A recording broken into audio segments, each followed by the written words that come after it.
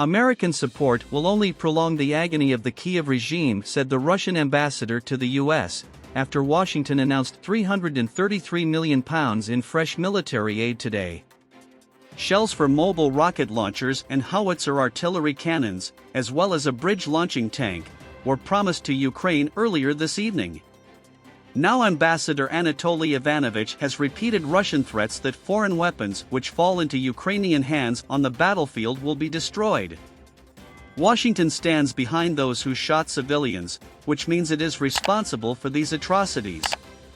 The blood of the victims is already on the hands of the United States, said the ambassador on Telegram, without providing any evidence to back up his claim. All the efforts of Washington aimed at inflicting a strategic defeat on us are doomed to failure.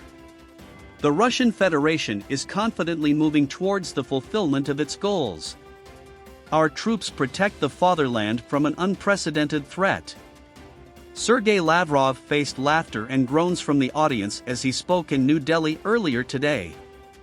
The Russian foreign minister had asserted that Moscow was not the aggressor in its war in Ukraine, telling the Raisina Dialogue Conference, "The war, which we are trying to stop, was launched against us using the Ukraine."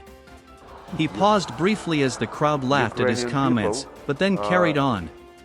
While Mr. Lavrov faced derision at points, he was also applauded when he said there was a double standard in questions directed to him about the war when compared with the US's military interventions in past decades.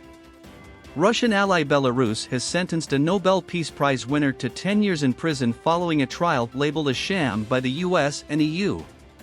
Human rights and democracy activist Ales Bialyatsky, 60, was found guilty of financing protests by a court in Minsk, following a crackdown on a series of anti-government demonstrations that started in the summer of 2020 and continued into 2021. President Alexander Lukashenko, whose nation is party to a union state agreement with Russia, has violently locked up his opponents or forced them to flee for 3 decades. 3 other activists were sentenced to a combined 24 years in jail.